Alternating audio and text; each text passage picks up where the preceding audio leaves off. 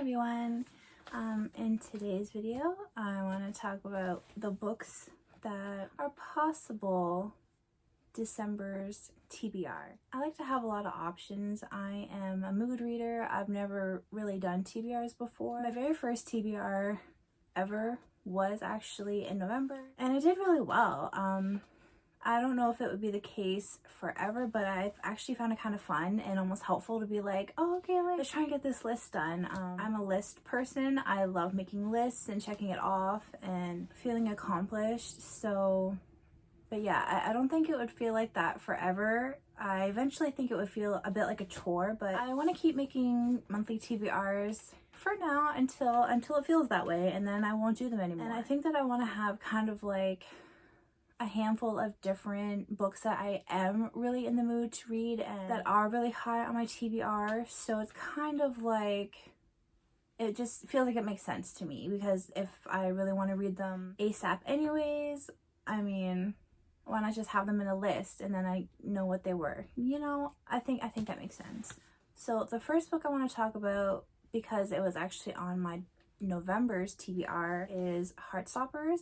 I really want to get to this book this month. I mean, gosh, it wouldn't even take a whole day to read it, I wouldn't think. I mean, you know, like this page right here doesn't even have any text on it, you know what I mean? So I can just like enjoy the artwork. So yeah, and I didn't get a chance to even read a graphic novel last month, so I'm really in the mood for one. So I really want to actually read this month for sure. Next, I guess I'll talk about the library books that I have right now, just because there's like a time restraint on those. I am actually reading this right now, Throne of Glass by Sarah J. Maas. I have not read any of her books ever.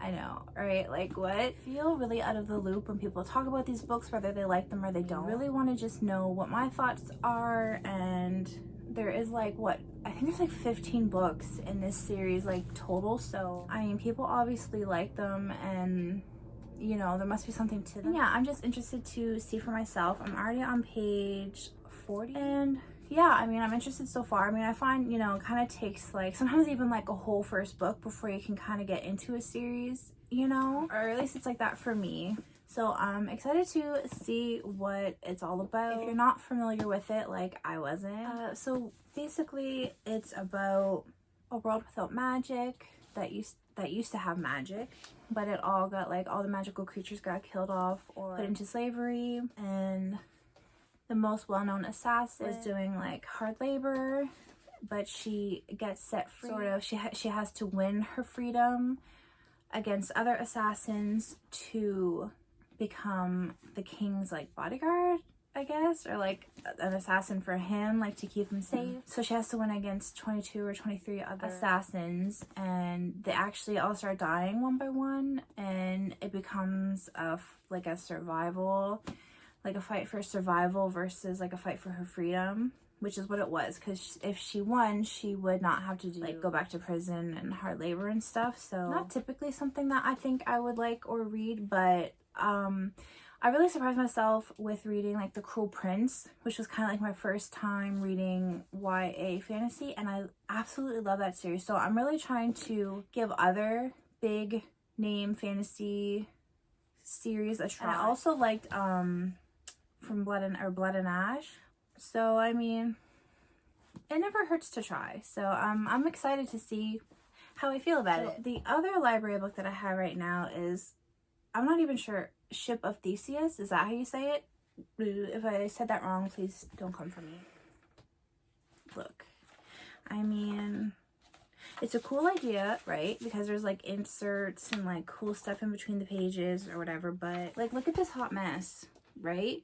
So it's like you've got like the story and then all this like annotation that you have to read. So the idea of 2 stories in one is cool, but I got 10 pages in and I'm just like, I hate this. Like, I hate this. Like, you're trying to like read the story, but then you also have to read the margins, and it is 2 stories in one, and I'm like having a hard time keeping my head wrapped around it, and I find the margins distracting, and I'm like, okay, should I read the pages of the book first? You know what I mean? Like, not like keep going, but just like read the full page of the actual story and then read the margins, or should I, like, when it's underlined, like, read that? But then it's like I keep jumping out of the story, and I don't know, like, I just feel like I keep being taken out of the story. Like, I don't know if I have to keep going and pushing myself. I mean, because the idea is cool. So basically what it is supposed to be a reclusive author, and he wrote like a bunch of books, translated and stuff, but nobody ever knew who he was. And I guess there's like theories that he's dead. A girl grabbed this book from the library and saw that there was writing already in the margins, and he's like a theorist about the author, because again, it's like there's conspiracy theories, like no one knows who the author is, or if he's really dead, if he's not dead. So she writes replies, like she wrote a reply to this stranger's annotations, and then he wrote back, and then they started writing back and forth, and then the book becomes a hot mess of conversations. Like, oh my gosh, it's just a hot mess. And I don't know, like, a book with a written conversation inside, it's just like giving me a headache trying to keep up. And I read for like 45 minutes and I got 5 pages done. I don't know, like, where am I going wrong? If somebody has like any idea how I should read it, sorry. And I keep I keep not saying what it's about. So then they form a friendship, they try to come up with conspiracy theories to see what they think happened to this man. So it's supposed to be this fictional man's body of work. We're reading it, and then a boy and a girl are creating a friendship within the lines of the book. I don't know. It was so cool in theory, but I don't think it's for me. Like, I mean, 10 pages in, but so I mean, I have it.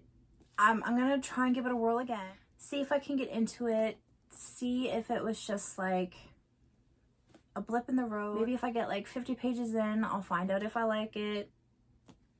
I don't know. I just am not sure if I should, like, you know, waste time on this book if I'm already like not feeling it already. But then I'm kind of like, is like, you know, the 15 pages or whatever that I'm in too early to abandon it? Or do I know I don't like this writing style? I don't know. Yeah, I have to contemplate that, and we'll see. I'm honestly leaning towards I'm not going to touch it again. I mean, it's on the table. I have it. It's here. It's not due at the library for a hot minute, so we'll see, right? Next on my list is A Darker Shade of Magic by V.E. Schwab. This book is about like London's Grey London, Red London. There used to be a Black London. Some of the Londons have magic, some Londons don't have magic. There's a war going on in one London. So I guess some people can like travel between the worlds, but most people can't.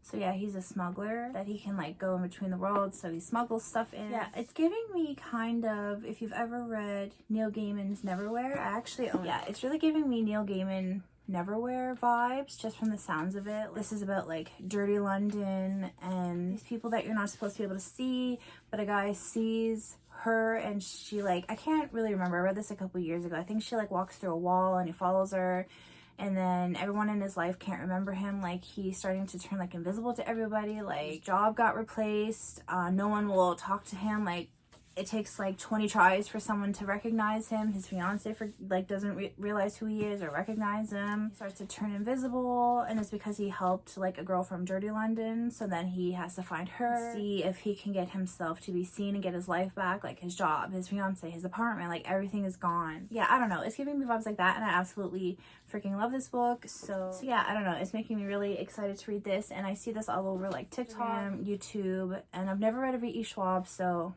very excited. This is like the month that I'm feeling like catching up on all of the series that I have never read or had never heard of before. So another oldie, but I don't know, is it worthwhile? Oldie but goodie, oldie but crappy, I don't know. This really beat up copy of City of Bones. I've had it forever. I have like the first 4 books, and like the first 4 and The Mortal Instrument.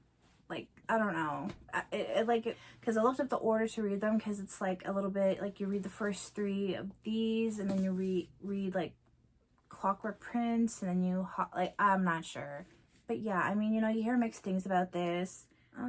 I've never read a Cassandra Clare book either, so I mean, on the back it says fans of Buffy. That's kind of interesting. This kind of also gives me like Neverwhere vibes. A girl witnesses a murder, and then the murdered person disappears and she doesn't know what the heck happened, and then her mom goes missing, and then all of a sudden she can see, it's like it's demons and witches and like vampires and stuff. I don't know. Yeah, I'm really interested to see if I like this too. I mean, like demons, witches, vampires, shadow hunters, being invisible, a mystery, a missing mom. Yeah, I mean, that sounds like really good, right? I'm excited to see it if I get to it, you know. No pressure for any of these books, but we'll see. And lastly, I would like to read A Discovery of Witches. I mean, I want to read it eventually, hopefully this month, but we'll see. This has been on my TBR list for a really long time. I hear really mixed thoughts about this book as well, but it's about a girl, a librarian. She finds out that she's descendant of witches from a book that she finds. It's an enchanted alchemist manuscript. When she realizes she discovers it, she just puts it back on the shelf and wants to forget about it. But a bunch of demons and witches and stuff realize that she found it and they want it. History, magic, romance, and suspense. So I mean, hey, I'm really interested in it. I like witches and vampires and stuff like that. Yeah, I can't wait to see where I stand on that. I think I might have got myself confused with A Discovery of Witches. I don't know if this has witches and stuff, but I think it just has demons. I don't know. All these books are kind of like similar. They're like all in the same vein. So yeah, those are kind of like the books that I'm hoping to get to. I mean, I won't get to all of those for sure. But those are kind of the ones that are like highest up on my TBR. And I hope to get to at least a good chunk of those. And then I also have audiobooks, but I don't have anything like specifically on hold.